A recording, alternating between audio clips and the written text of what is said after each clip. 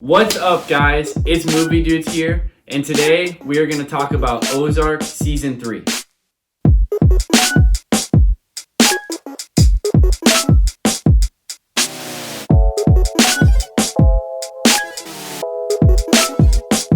Make sure if you haven't yet, subscribe, hit that little bell so you know every single time we upload a new video. And let us know in the comments down below. Do you watch Ozark? Do you love Ozark? What do you think of Season 3? What's your favorite season? We want to hear what you have to say about it. Okay, let's just dive right into it.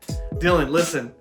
Ozark is one of those shows that I'm on the edge of my seat the entire time, from beginning till the end. Even when it's like kind of quiet and nothing's really happening, I'm just waiting for that moment where they just give me a shock to my brain and I just my jaw just drops to the ground and I don't even know what to do with myself. That's what this show does to me every single time. That's what I love about the show, is you never know what's going to happen. Yeah. You know? You never know who's going to get shot or who's actually going to try to turn against someone, who's going to stab who in the back. I mean, there's so many scenes I think about this season, especially, where I'm just like, whoa. Let's talk about some of those scenes that you just mentioned. Okay, so first one that comes to my head is we meet Ben, Wendy's brother. Yeah. Super cool character. Yeah, I liked him. I liked him as a character. Yeah, like Keanu Reeves' distant cousin. Yeah. For sure. But we really like him. We find out he's bipolar, you know, which immediately when you hear he's bipolar, you might think, uh-oh. He's going to be the biggest trouble. First scene when we see him substitute teaching. Yes. And I don't even know if it ever told us what was on the girl's phone. But I don't know if they were like bullying her, or maybe it was making fun of him as a teacher. But he just collects everyone's phone and throws them in a wood chipper and then beats the crap out of the guy working the wood chipper. That poor guy too. He was just doing his job out there, and then he just gets the crap beaten out of him. That was, I in that moment I'm like, what is happening right now? The problem is that stuff kind of happens for real with different types of things. We don't have to put it in there, but literally lost my mind. Too political. I know, I lost my mind when I saw that, for real though. But then we find out that Wendy is gonna have him killed.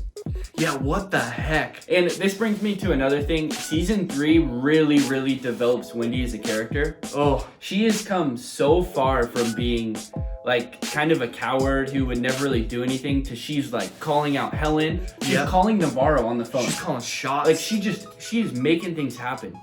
And I think we really get to see kind of the toll it's taking on her too. Because when she's talking to Marty and she's saying, I asked him what the next 5 years of his life were going to look like when I knew that he was about to get killed. Oh my God. Okay. So that's the first crazy thing that I think about this season. Yeah, no, but it's crazy because even more, it's her brother. She's protected him so much all his whole life. She didn't want him there. Yeah. He finds out, he loses his mind, starts like going crazy. And so she had to make a decision to take him away, but she knew that they would never stop following him. So what did she? And in that moment, I'm thinking, there's no way she's gonna have her brother killed. Yeah. There's no way. And all of a sudden, he's dead. Yeah. And she's bringing the body back, and they're burning his body, and they're taking care. I'm just like, oh, I cannot believe she killed her brother. She's crazy. And there was a lot of deaths in the season. Another one is their therapist. Oh, I can't remember her name. Yeah, I don't remember her name. That scene where the hitman for the cartel comes in and he's like talking about I found a stray dog, and then she's like, well, what do you do for a living? And we just see him pull up a pistol. I was like, oh man, it's over. But he got his money now. I was gonna say he's got his money's worth because he got some therapy out of it. So bad. And probably the craziest thing that happens in the whole season is very last scene. They fly out to see Navarro. Navarro goes, thanks for coming. And then, boom, Helen gets killed, which I did not see coming. I didn't see that coming at all. Well, this really shows that Navarro is really starting to have trust for Wendy and Marty. So I'm really interested to see in season 4, are they going to be like number 2? I mean, that's what it looks like. Because it seemed like Helen was number 2. Since we met her, 100%. It seemed like she was number 2. She was in between. She's the only one that would talk to him. Nobody was allowed to. Now, I'm going to make a bold prediction for the next season, though. What if Wendy somehow just gets this power trip, walks up to Navarro and goes, "You're done," and shoots him and kills him and takes over the whole entire business. Now, I know it's deeper than that, but what if that happened? I'm like, I would not be shocked because she is power hungry now. She is.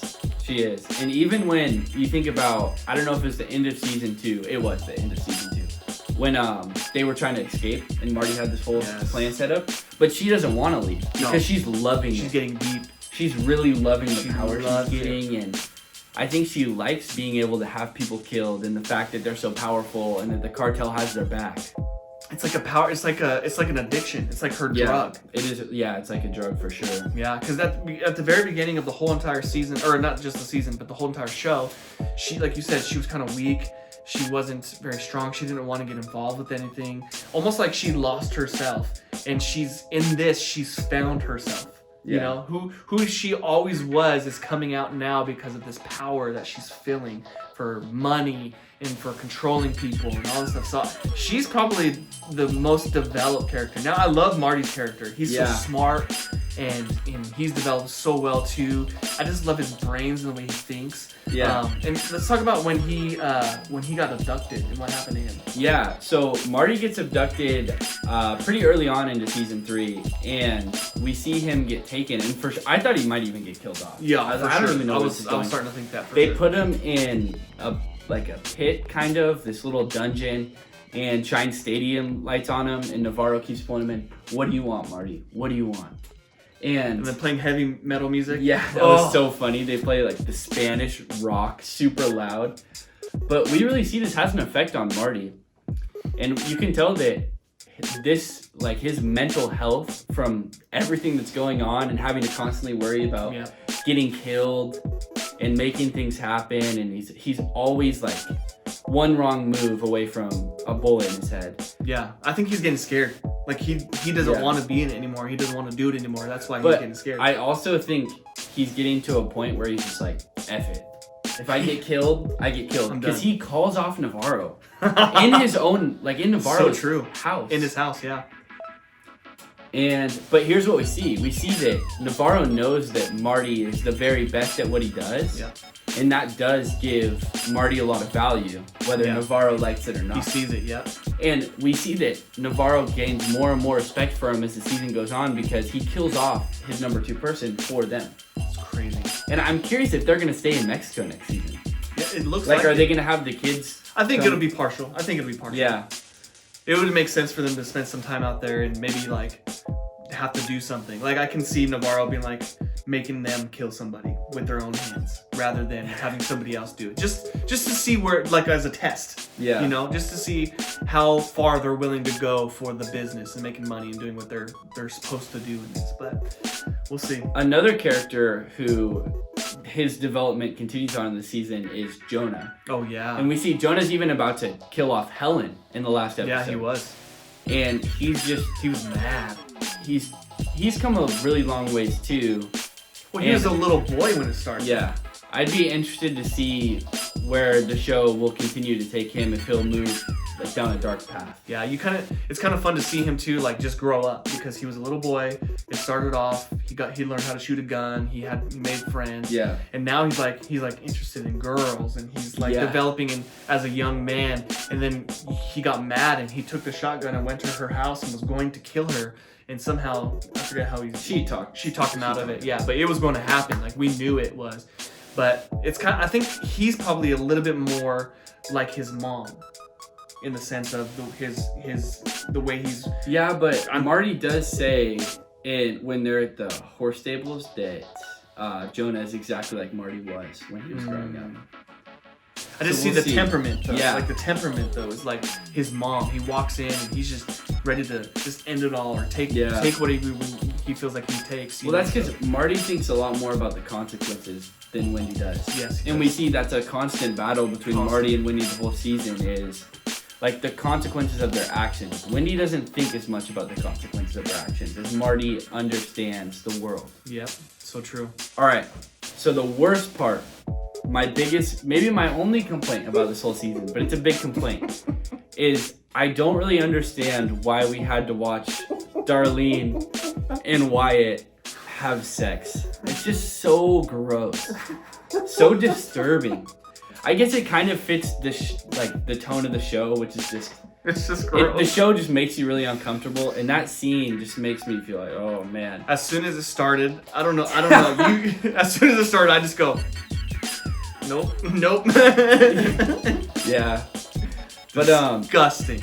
The worst. I was talking to one of my buddies, and he goes, "This made it even worse for me." He goes, "Imagine them having to act that scene." Ugh. And I go, "Oh shoot!" Like you forget it's fake, it's a TV show, but they really had to act that. All right, that's enough. So, Julian, what was your favorite moment of the season? We'll close out the video. Favorite moment of the season. My favorite moment, man, honestly, was probably the very, very last scene of the entire movie when they show up in Mexico and Navarro greets them by killing, what's her name? Helen. Greets them by killing Helen. That was the most shocking moment of the entire season. Yeah. The whole thing was good, but that moment, I'm by myself watching this, and my mouth just drops, and I just don't even know what to do. Yeah. Credits are running, and my mouth is still dropped. Yeah. What about yours? Honestly, it's the same. That scene, same moment? Like, that scene just makes the whole season so much better. I was shook. It makes every little part of the season. It'd be interesting to rewatch this to see how Navarro's treating them, to see maybe did he had any hidden tests in there or anything that could kind of point towards Helen getting executed. But anyways, I'm gonna give Ozark. We'll rate this season. Okay. I'll give this season a 9 out of 10. That's exactly what I was gonna say. A 9 out of 10. I feel like there was a couple of moments where I was a little bored, but yeah. But I get how they have to do that. So I would say 9 out of 10 also. All right, so let us know what you guys thought of season 3 down in the comments. Don't forget to leave a like and subscribe. We'll catch you guys in the next video.